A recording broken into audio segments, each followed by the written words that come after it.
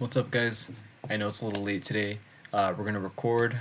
We're gonna share our two trades, and I know I got a haircut, taper fade. I don't know if you guys can see, but it's something new that I'm trying, and honestly, I like it. I can't wait for my hair to grow back a little bit longer, though. I feel like it was a little too short.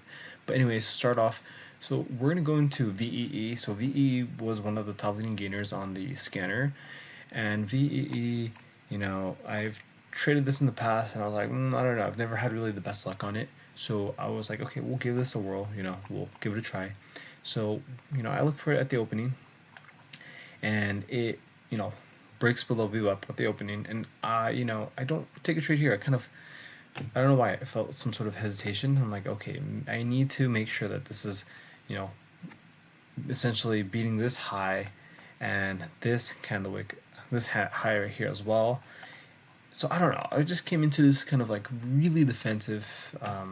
This Friday just felt kind of weird. I woke up and I was like, I don't know. Today this just feels kind of off.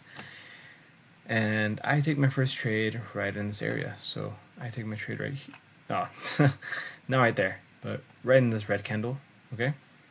And as it's going, something else caught my eye. PRSO. So as this candle, I definitely sold a little bit too high. I mean too low.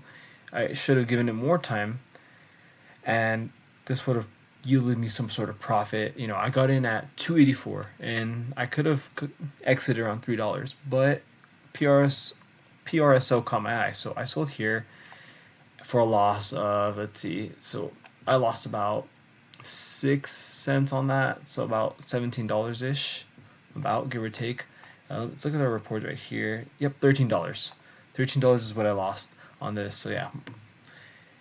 So the reason why PRSO caught my eye, one, I saw that it was there was some news about possible acquisition. So usually acquisitions are really good and they can spark a lot of volatility. And I've seen some really great moves off acquisitions. And the stock that was trying to acquire PRSO was Mobic Slabs. So in the morning they were putting out a couple headlines that they were making some offers, and then they kept on adding cash and like stock proposal and all that stuff. Like things were kind of getting like really good. So that gets investors, invested in this stock specifically. And I was like, yo, wait, this is a stock that's gonna break $1. I'm like, I think I'm gonna have better opportunity, at feeling or get profiting off this stock rather than a VEE. And VEE already had its move was already like run out, and essentially there wasn't any news that would drive it further. Maybe investors would hop in to try to get a couple moves in, but that really didn't work out. So I was like, okay, PRSO. So why did I like this, and why this transition?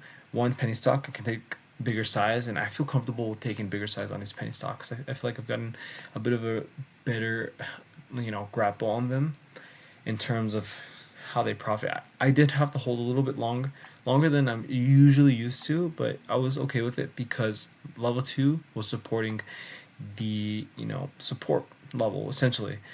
Okay, so my first trade, so as soon as I exited VOO or VEE, sorry, it was at 4:03 in the morning, so right around here, 4:03, and I filled my shares for 102. So 102 cost average at 4, right here. So as it's breaking down, I enter right in this area. Yep, right in here. I fill in about 1,000 shares. I fill in 1,000 shares at this area. It goes down, and I'm like, okay, this is gonna find some support. This just broke over $1. This in the morning came in at 86 cents, broke up over $1, formed the high of the day right here, broke down below VWAP, and I was like, okay, I think this is not a bad place to take some profit, or not take profit, but enter a trade. And I don't take another position of 1,000 shares until a minute later. So a minute later, right around here, right when it's holding VWAP. So yep, right around this area. So it's holding VWAP right there. And I'm like, okay, this goes up. I don't take profits yet. I know with penny stocks, this might be a little bit of a slow grinder. So this play was a little bit different than what I'm used to. I'm usually used to getting in, getting out pretty quickly, but this one I did have to grind a little bit, and I was watching my position. I made sure that this was the support. As soon as this formed the support, I was like, okay, this is gonna be my stop loss right here. Anything below it, I'm gonna just exit because that could be bad news, especially with 2,000 shares on the line, so $2,000. Okay, so it goes up, and I don't take profit yet. I'm anticipating a move higher, and it's grinding, guys. It's grinding for a while. Honestly, I'm holding this until 4:18 in the morning, so 14-minute hold. I'm watching this. I'm watching level two. I was seeing 10,000, 20,000, 30,000 support orders, and I was like, okay, people are getting excited about this acquisition specifically, and I was like, I'm gonna ride this out to the best of my abilities. I don't start taking profit until 4:18 in the morning, so right around here. So as soon as it goes up to 108, I take my first, sell order. Yeah, 418. No, I take 500 shares off the table, get some profit in. I was like, okay, let's lock that up. Then 3 minutes later, it goes up again. I take some profit right here at 108. Remember, I'm at 2,000 shares, and I'm still pretty sensitive with this month. I mean, I know it's a bit choppy. I'm like, I can't take things for granted. I can't just hold. I missed out on a lot of profit, but I think the trade-off was okay.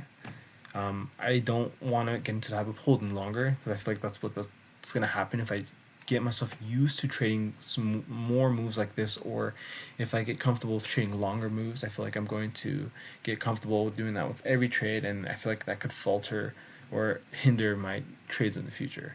So I had to just take my profit because I was 2x my daily goal, and I was like, okay, I'll take that. So I don't take my next position off the table until 422. Yep, right around here. So as it's climbing up, I'm taking profit slowly, 500. I'm slowly scalping out this trade, taking my profit, and then my last exit was basically within the same candle. So I take the rest of my shares off the table right here. So I'm gonna show you here on my screen. So this is PRSO. I know the average, fill, it's like 7 cents, right? 7 cents. This is almost like, I'd say it's more about 6 cents. I got 126 profit. So you can see right here. So we're gonna go to the other screen right here. So $126 is profit on that, and then VEE, I lost $13. And honestly, what surprised me about PRSO, that it was a slow grinder. Like, man, if I held for like an hour, probably it would have been 1,300. But I'm not going to get used to doing that. My time will come when I make those 4-figure numbers in minutes. I don't want to hold an hour. I'm not going to stay here for an entire hour. I think I'd get too impatient, and to me it's not a good habit for my strategy. But this one, I did have to take a little bit of a different approach. I felt that it was a valid move. I'd like to take advantage of acquisitions, just because I've usually seen how they go. Especially it's usually the talk of an acquisition and like the details. That's what gets investors. Oh, I'm gonna throw my money in there. So, man, this made some really good moves, up to 166 high of the day. And honestly, I was looking at the daily chart too, so I didn't dismiss that. So we'll go here. Oh, well, let's scroll all the way down. So since this broke over $1, there was room to the upside up to 122. So I was like, man, I missed out on a lot of profit. I didn't want to take what I don't want to end up happening is that I'm just like, oh, I'm gonna ride this out, and then the stock just ends up dropping, and I'm in a huge loss, because I know it contradicts with what I just said earlier, that I'm comfortable with taking this size on a penny stock, but given the market conditions, I feel like I was managing my risk that way, and I realized I don't need to be taking, I don't need to expect myself to make $500. I 2x my daily goal today, and I took that off the table, and I'm like, okay, I played it safe.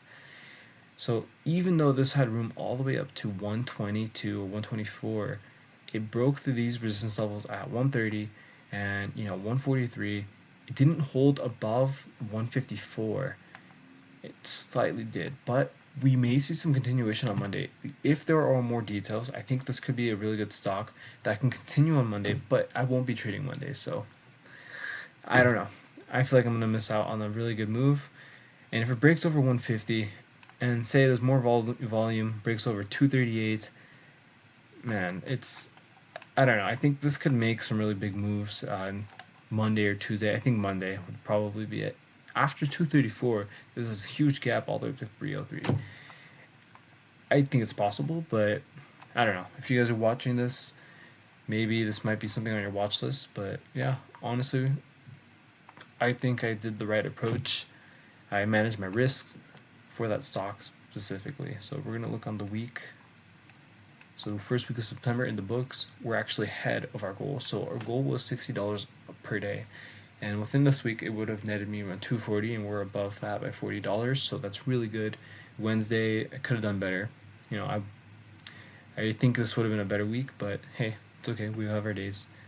So this is what the week is looking like. So I won't be recording Monday through Thursday of next week, so you guys won't see me until Friday. So yeah, good luck. I'll be posting, and you guys stay safe, manage your risks, and practice in the simulator before putting real money on the line. And yeah, thank you. All right, take care, guys.